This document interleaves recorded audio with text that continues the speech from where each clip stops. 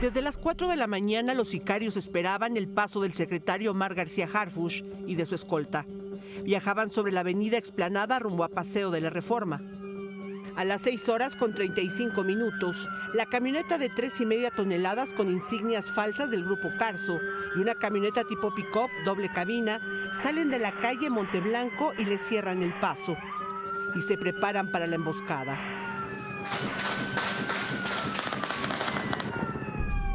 Casi simultáneamente, otro grupo de sicarios cruzaron una Suburban blanca en la parte de atrás del vehículo del secretario para impedir su huida. En las imágenes de las cámaras de seguridad pública se ve a varios sicarios correr hacia los lados de la camioneta del secretario para dispararle por los costados.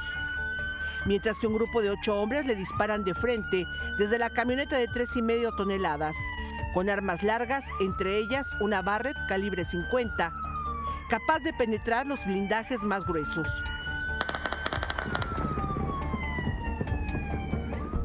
Con ese armamento mataron al chofer y al jefe de escoltas que venían en la parte delantera del vehículo.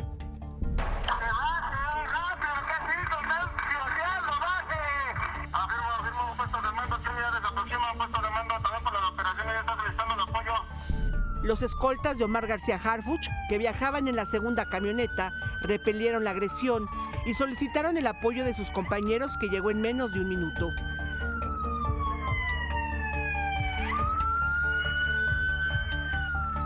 Los sicarios abortaron la misión y huyeron quienes alcanzaron a subirse a sus vehículos. Los otros fueron abandonados a su suerte y algunos se enfrentaron a los policías que llegaron de refuerzo. En la escena quedaron 12 de los atacantes, presumiblemente quienes estaban arriba de la camioneta con la Barrett, quienes no pudieron salir de la caja para huir con sus compañeros. 3 minutos y medio después de iniciado el ataque, lograron ser detenidos. Hay un excelente secretario de Seguridad Ciudadana que va a seguir al mando y que sigue al mando de la Secretaría. Y que sigue al mando de la Policía de la Ciudad de México. Un hecho excepcional, no se había visto un ataque así en la Ciudad de México a un secretario de Seguridad. Buenas noches, el secretario de Seguridad Ciudadana, Omar García Harfuch, le puso nombre a sus atacantes. En su cuenta de Twitter escribió minutos antes de entrar al quirófano: esta mañana fuimos cobardemente atacados por el cártel Jalisco Nueva Generación. 2 compañeros y amigos míos perdieron la vida. Tengo 3 impactos de bala y varias esquirlas. Nuestra nación tiene que continuar haciéndole frente a la cobarde delincuencia organizada. En un segundo tuit que escribió por la tarde-noche, García Harfuch confirmó que salió bien de la cirugía que le realizaron por los impactos de bala que recibió en la clavícula, brazo y rodilla. Escribió: agradezco las muestras de solidaridad y cariño. Seguiremos trabajando por la seguridad y para mantener la paz en nuestra gran Ciudad de México. Muchas gracias por todo. De acuerdo con las primeras investigaciones de la Fiscalía de Justicia, así se planeó el ataque. Con la detención de los 12 sicarios que participaron en el ataque contra el jefe de la policía, Omar García Harfuch, se conoció que el ataque fue planeado con por lo menos 3 semanas de anticipación. De acuerdo con la Fiscalía de la Ciudad de México, los sicarios, originarios de la Ciudad de México, Guadalajara, Guerrero, Nayarit, Chihuahua, Michoacán, además de un colombiano, fueron organizados en 4 células de 7 integrantes cada una y concentrados en la Ciudad de México. Y ayer, a las 10 de la noche, fueron llevados a distintos puntos de la ciudad a recoger el armamento. Iban encapuchados para que no pudieran identificar los lugares que visitaban. De acuerdo con los testimonios de los detenidos, durante la madrugada los distribuyeron en 3 puntos donde planeaban atacar al secretario: Monteblanco y Explanada, en Lomas de Chapultepec, donde sucedieron los hechos. Unos metros más adelante del recorrido, en Monteblanco y Paseo de la Reforma, por si el secretario esquivaba el primer ataque, y el último punto en Hamburgo y Florencia, en la colonia Juárez, donde está la oficina del secretario. En los vehículos que participaron en el ataque, además de armamento de todo tipo, se encontraron inhibidores de señal de teléfono celular para que el equipo del secretario no pudiera pedir ayuda. y la camioneta desde donde dispararon al secretario con la Barrett le fueron colocados logotipos falsos del grupo Carso, ya que la empresa negó tener un vehículo con esas placas o que alguna de sus camionetas fuera robada.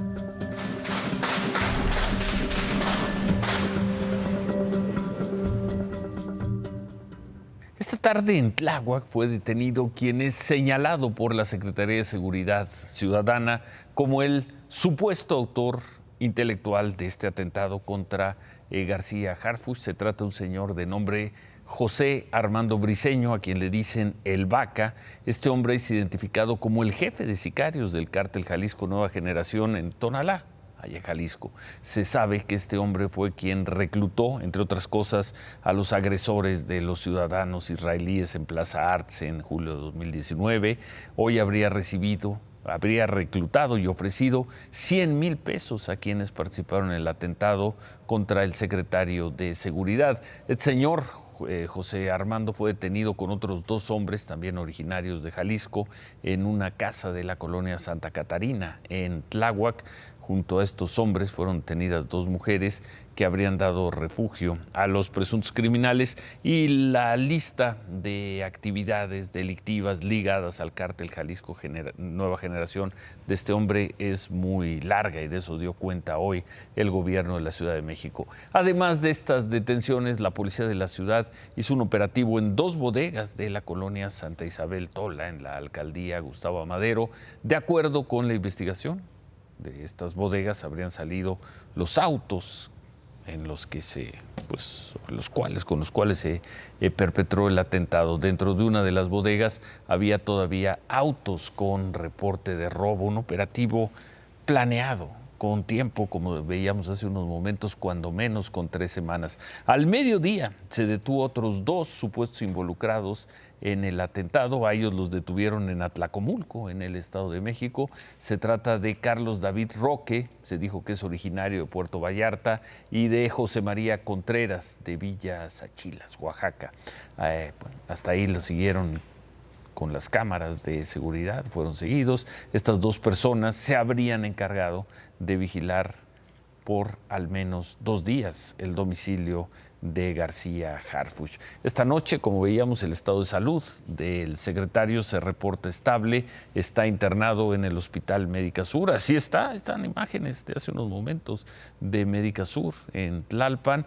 Se reforzó la seguridad con policías de la Ciudad de México, también hay policía militar, está la Guardia Nacional. Los autos que entran al hospital deben pasar por una revisión, ahí está, rigurosísima. Es el Hospital Médica Sur con Omar García Harfuch allá adentro. A lo largo del día han entrado vehículos blindados, agentes de la Fiscalía de la Ciudad de México. ¿Quién es? ¿Quién es Omar García Harfuch?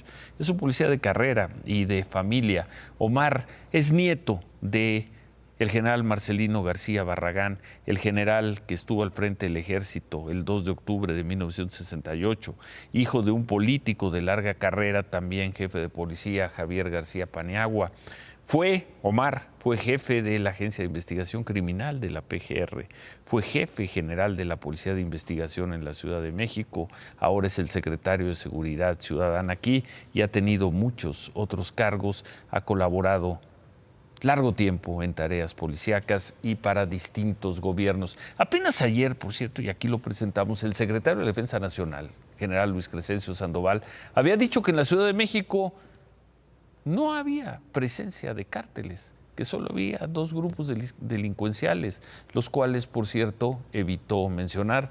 Pues ya vimos que es el propio jefe de la policía, es el propio y el objetivo del atentado, Omar García Harfuch, quien dice: me atacó el cártel Jalisco Nueva Generación.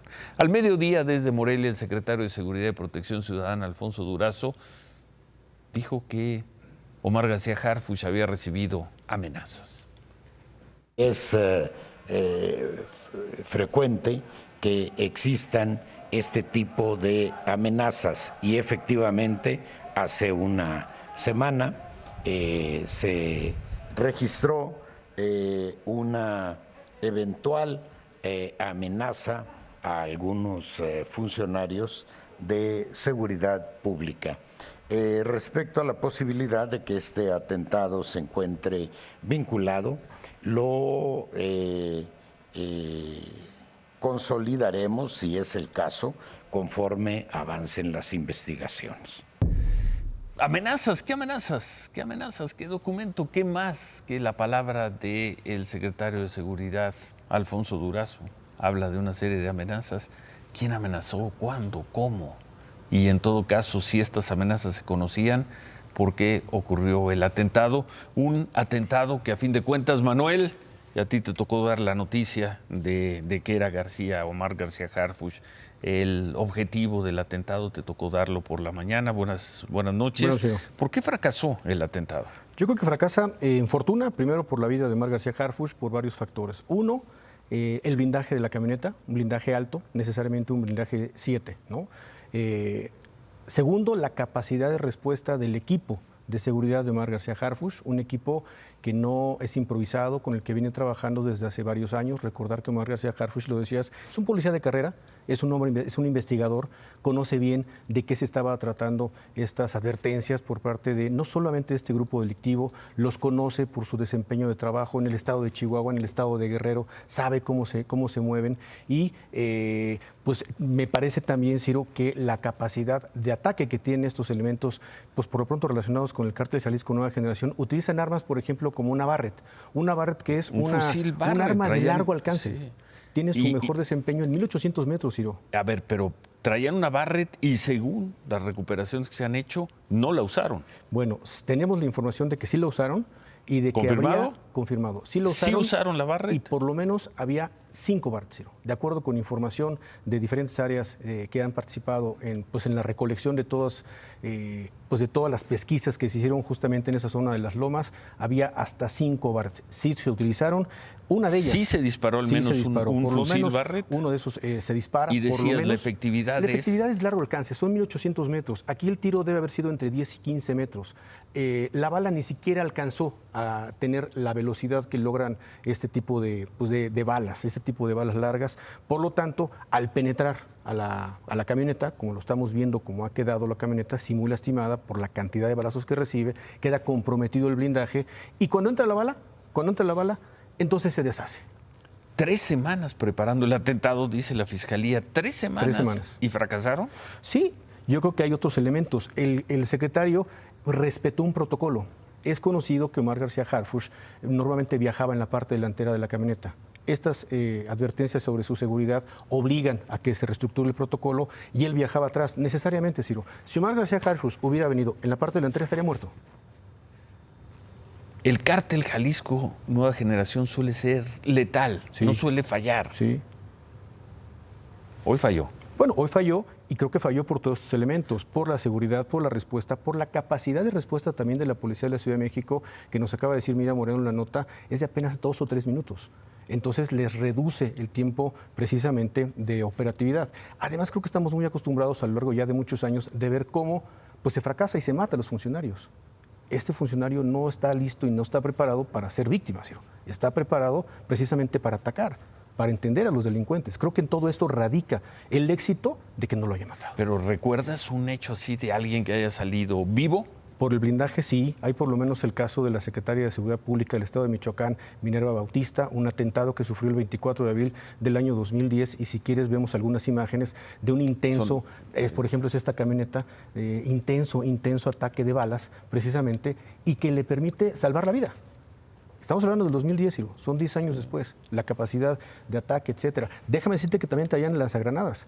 Lo mismo, un lanzagranadas tiene un efecto, la granada, de 25 a 50 metros. Otra vez, estamos hablando de 10 a 15 metros, evidentemente ni siquiera explotaban las granadas. No te quiero decir que sean improvisados. Yo lo que creo es que fundamentalmente, pues como dice muchas veces la gente de Seguridad Nacional, pues son delincuentes que no saben ni están preparados para disparar. Solamente accionan sus armas. Eso sí, con mucho tino. Sí saben disparar, saben levantar el arma y saben dirigirla a la camioneta. Por eso queda como queda.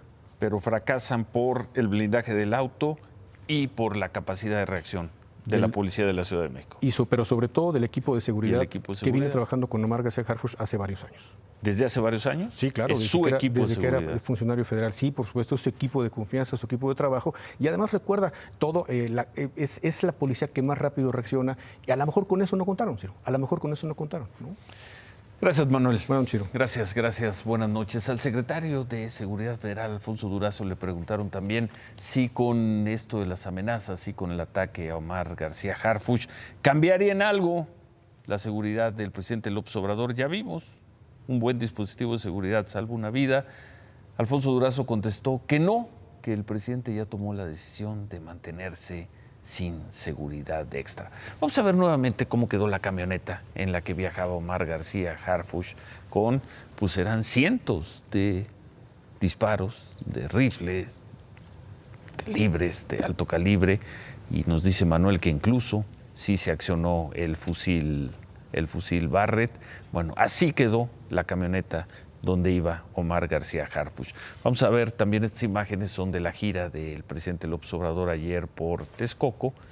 Así se vio, por ahí se acercan algunas personas a protestar, le ponen una cartulina, le gritan algunas cosas, otros se acercan a saludarlo, pero la gente, y lo hemos dicho desde la campaña del 2018, la gente llega y toca al presidente López Obrador. Ahora para reclamarle o para saludarlo o para entregarle un documento. Vamos a ver por ahí cómo se baja una ventana, reciben un documento, ahí va a ser la ventanilla de atrás, sale una mano, ahí le entregan un folder. Así se le acerca la gente al presidente López Obrador. Imágenes de ayer en Texcoco. Cristal. Ciro, muy buenas noches. Y sobre este atentado, Ciro, ahí en Lomas de Chapultepec, aparte de los 2 policías que murieron esta mañana, también falleció una mujer identificada como Gabriela Gómez. Ella venía desde una comunidad, la comunidad de Jalatlalco, en el Estado de México, con sus familiares. Iba a trabajar a un puesto de comida que su familia tiene en el Auditorio Nacional. La hermana de la víctima, Tania Gómez, fue trasladada a la Cruz Roja de Polanco por una herida de bala en el brazo. La joven relató a sus familiares lo que sucedió esta mañana, Ciro. Y fue lo que dice que estaban en el semáforo, que se quitó el semáforo y ellos siguieron caminando. Sí, siguió en el carro, que de repente se pararon todos los carros y fue cuando empezó la balacera, que ellos todavía se agacharon, pero pues ella sí quedó herida y mi hermana falleció. Por este ataque, los vecinos de Lomas de Chapultepec se quedaron sin electricidad por más de 12 horas. Las fachadas de 4 casas mostraban impactos de bala y vidrios rotos, pero hubo viviendas en las que las balas perdidas llegaron hasta los dormitorios. A las 6:40 de la mañana, mi esposo se despertó de un salto porque algo sonó y resulta que sonó un balazo. Entró por la ventana y se ve el hueco. Entró por la ventana, hay vidrios por todas partes.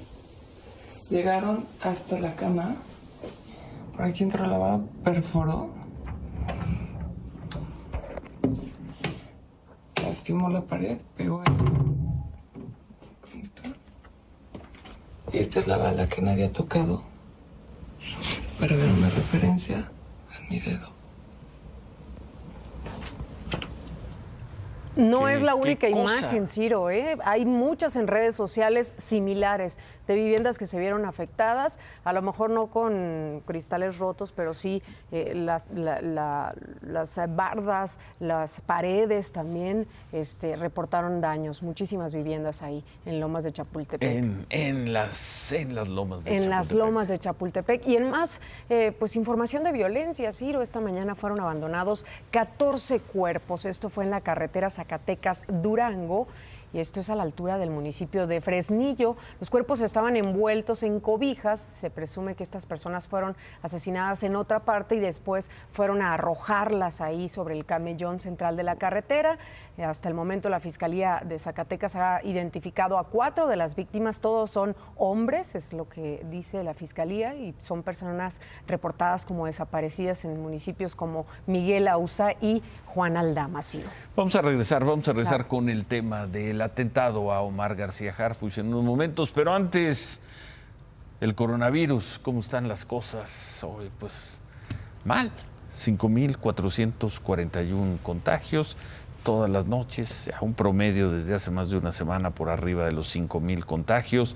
México cuenta ya en las cifras oficiales, cuenta esta noche 208,392 contagios. En cuanto a los mexicanos que han perdido la vida por coronavirus, a esa lista terrible se sumaron hoy 719 personas, con lo cual el acumulado marca ya 25,779. Hubo un momento hace mes y medio en que se decía México nunca va a tener la cantidad de personas que murieron en los países europeos, cuando estaba el epicentro del coronavirus en Europa. No va a tener las personas que murieron en España, en Italia, en Francia, a este ritmo de avance. No sé cuántos días falten para que México supere en número de personas muertas a las de los países europeos. Y tal como lo informamos anoche, para la próxima semana 18 estados van a estar en semáforo naranja, entre ellos, o 18 entidades, si se quiere, entre ellas la Ciudad de México. 14 se mantendrán en semáforo rojo. Aguascalientes es el único estado que cambió. La propuesta que hizo la Secretaría de Salud del Gobierno Federal, los habían puesto en semáforo rojo y Aguascalientes dijo no, nosotros estaremos en naranja. El gobierno del Estado de México, y aquí sí, contrario a la información que teníamos anoche, decidió mantener el semáforo rojo en todo el estado. No quiso modificar el estatus en los municipios conurbados de la Ciudad de México. El gobernador del Mazo dijo que la siguiente semana va a ser de preparación, pero bueno, el Estado de México, que estaba en posibilidad de abrir ya una serie de actividades de comercios para la próxima semana en la zona metropolitana, que con la Ciudad de México no lo hará, al menos la próxima semana. Quien sí lo va a hacer, Ciro, es la Ciudad de México. Ahí sí, aquí se tomó esta decisión. La jefa de gobierno, Claudia Sheinbaum, explicó cómo es que va a entrar la ciudad a este semáforo naranja a partir de la próxima semana. ¿Qué es lo que se va a permitir aquí en la Ciudad de México? Bueno, a partir del lunes podrán regresar las trabajadoras del hogar y también se abrirá el comercio al menudeo con horario restringido. No se podrán usar probadores ni poner música tampoco. Y actividades deportivas al aire libre. Sí, y clubes solamente al aire libre, sí. Al aire libre. También y con ese horario que estamos viendo en pantalla. Con ese horario que estamos viendo en pantalla, gimnasios en áreas cerradas pues deberán permanecer así cerrados, y a partir del martes se reabrirá el centro histórico con un protocolo especial. Ya el miércoles reabrirán restaurantes a un 30 o 40% de capacidad, y las mesas deberán tener de separación 1,5 metros, Ciro, es la regla. Interesante 1,5 ver cómo abre. También los Vamos hoteles. A ver, sí, los hoteles también.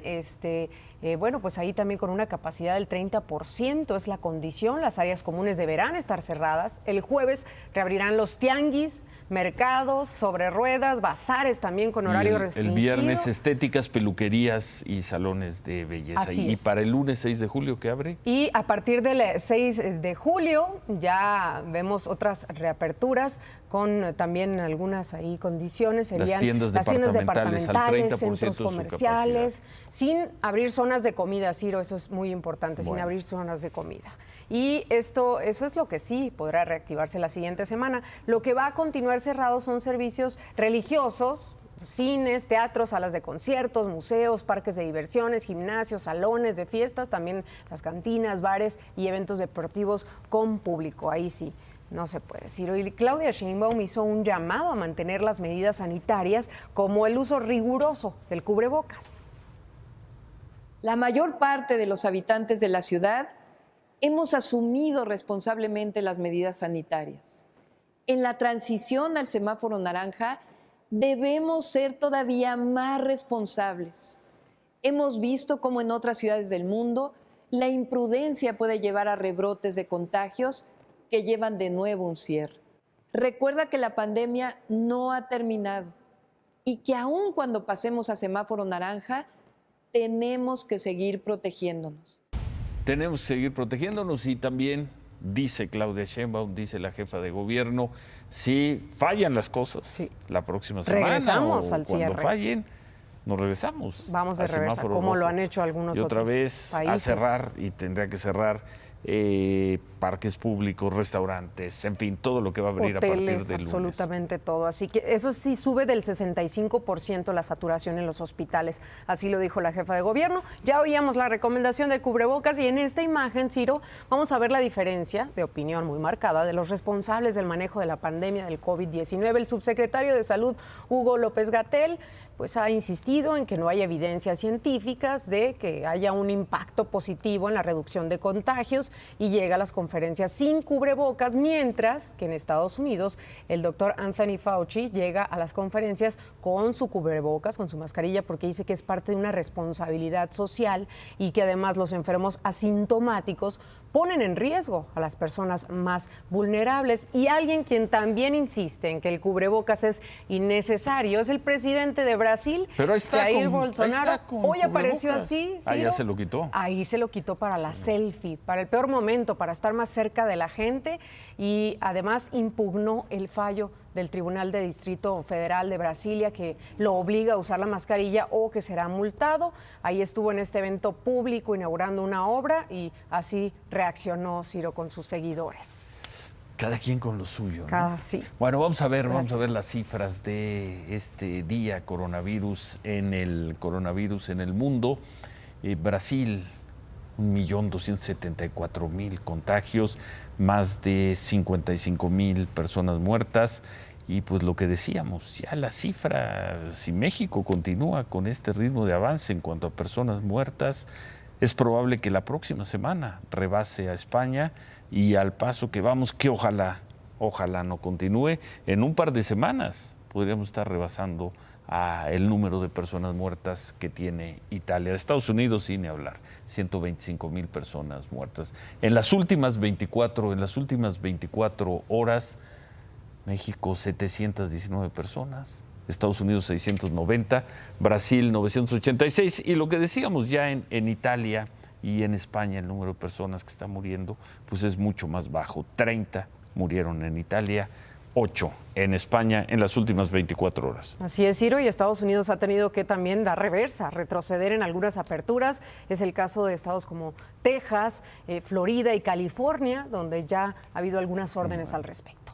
Gracias, Cristal. Buenas noches. Gracias, buenas noches. Y cambiando de tema, bueno, el presidente López Obrador fue enterado y estuvo en Morelia.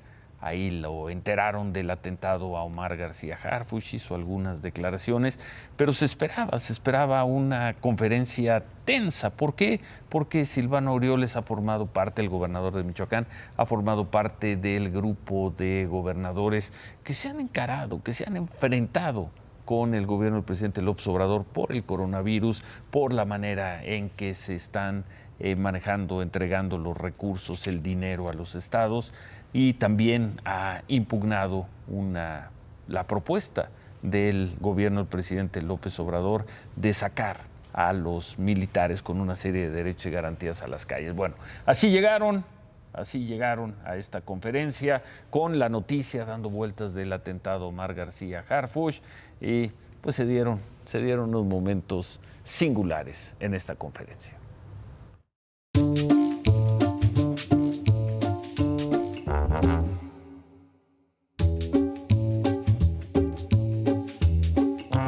Estamos muy a gustos aquí en Morelia. Vamos a escuchar primero al ciudadano gobernador Silvano Aureoles. Muchas gracias, presidente. Siempre este Estado lo recibe con los brazos abiertos. Señor presidente, bienvenido. El tema de la controversia interpuesta por el gobierno del Estado no es ni en contra del presidente ni en contra del ejército o las Fuerzas Armadas. Quise aclarar esto porque puede haber malos entendidos. Le he solicitado al presidente varias veces, quizá 5 veces. Quiero reunirme con él 5 veces. Quiero reunirme con él a platicar. Yo me formé, estoy formado políticamente en la lucha de izquierda y seguramente, sin duda, bueno, hasta en la familia tiene unas diferencias, los hijos, los hermanos. Jamás seré, no lo he sido, nunca seré grosero, desatento como persona y como presidente de México, para que no haya, porque luego se construyen historias y no, nada. La cara del presidente López Obrador escuchando al gobernador de Michoacán. Más tarde fueron juntos, presidente y gobernador, a inaugurar un cuartel de la Guardia Nacional y recorrieron el cuartel. Se informó que tiene capacidad para 120 elementos. El gobernador Aureoles en ningún momento, por cierto, se quitó el cubrebocas. Por cierto, cuando terminó de hacer el recorrido por el cuartel, el gobernador Aureoles escuchó desde un costado poco del informe del secretario de Seguridad, Alfonso Durazo. Estaba hablando del ataque, precisamente, Omar García Harfuch. Ya vimos una parte de lo que dijo. Luego de unos minutos, el gobernador Aureoles interrumpió al secretario Durazo y ocurrió esto. Estimado gobernador, agradecemos al señor gobernador, con quien mantenemos una estrecha coordinación, no obstante algunas diferencias de procedimiento, pero eso es parte de lo valioso de la relación institucional entre los diferentes niveles de gobierno. Me da muchísimo gusto, gobernador. Gracias. Gracias. Adelante. Bueno, y luego ya... Buenos días a todos. Nos vamos acá para estos rumbos. Y se fue Silvano Aureoles. Se informó luego que por la tarde se dirigió a Tampico y ahí se reunió con otros 7 gobernadores para revisar estrategias de seguridad y economía. Son los gobernadores críticos al presidente López Obrador, especialmente en el tema de COVID. Además de Silvano Aureoles, estuvieron los gobernadores de Tamaulipas, Colima, Coahuila, Nuevo León, Durango, Guanajuato y Chihuahua. Los gobernadores firmaron una tercera carta dirigida al presidente López Obrador para pedir que lo reciba. El gobernador de Jalisco, Enrique Alfaro, quien forma parte del grupo, no asistió a la reunión. Bueno, vamos a hacer una pausa, regresamos con David Páramo y regresamos con el mensaje que nos deja esta noche Omar García Harfuch. Volvemos.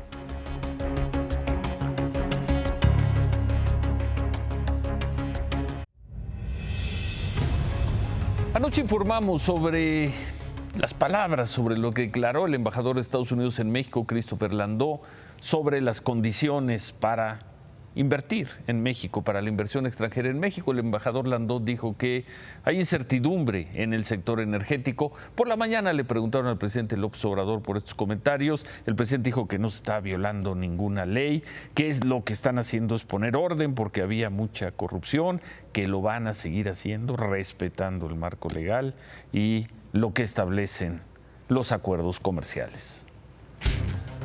Pues no han violado ninguna ley porque por eso está la Suprema Corte de Justicia.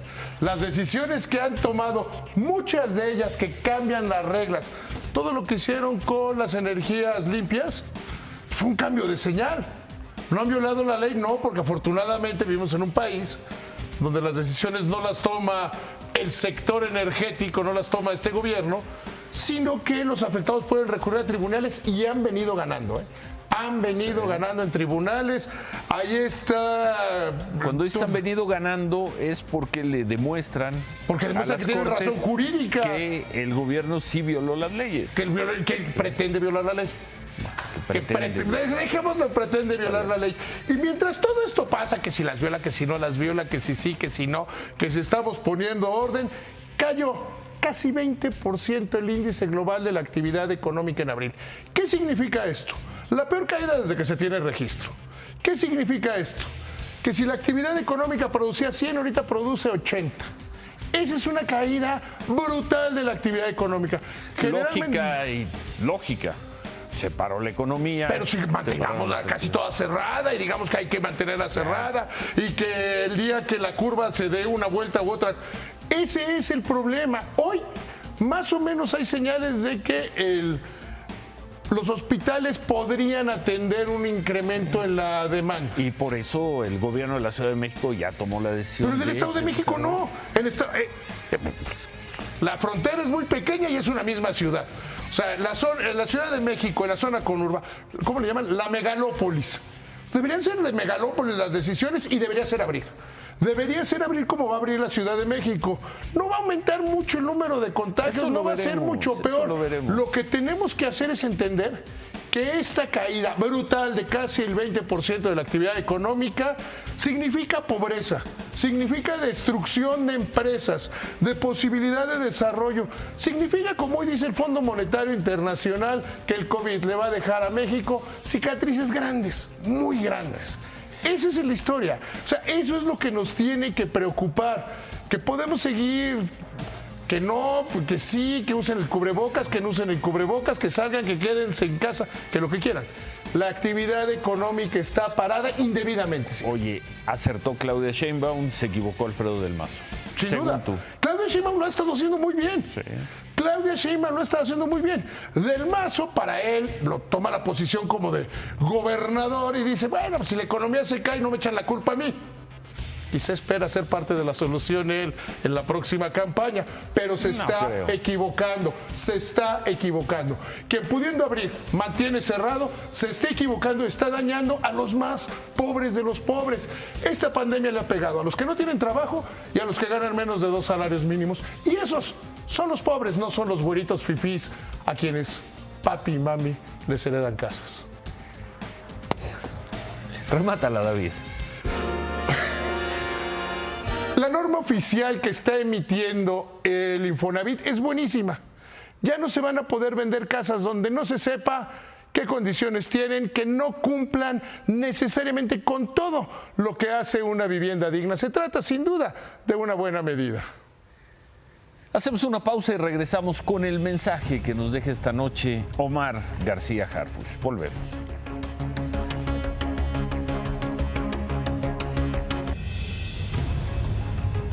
A los grupos criminales hay que derrotarlos. No se trata del argumento fácil e inútil de si hubo o hay una guerra contra el narco. Los criminales matan, secuestran, extorsionan, roban con violencia, se meten a las casas, violan. Eso es lo que hacen. Y si no se les combate, crecen, se multiplican, se expanden. Por ley, pero sobre todo por un mínimo de humanidad y solidaridad con los ciudadanos, un gobierno tiene que enfrentar y derrotar a los criminales. Ellos no se van por las buenas ni se vuelven buenos porque sí. Queda esta frase de un herido Omar García Harfuch, una frase escrita antes de entrar al quirófano esta mañana. Él dijo, nuestra nación tiene que continuar haciéndole frente a la cobarde delincuencia organizada. Lo escribe un policía de excelencia, un hombre que desde hace muchos años y sirviendo a diferentes gobiernos se ha enfrentado casi siempre con éxito a los criminales. Queda su frase para cerrar este viernes, enfrentarlos, porque los criminales no se caracterizan por repartir o por agradecer los abrazos. Se quedan con ¿Qué importa? Gracias, buenas noches. Vamos a salir adelante, ánimo.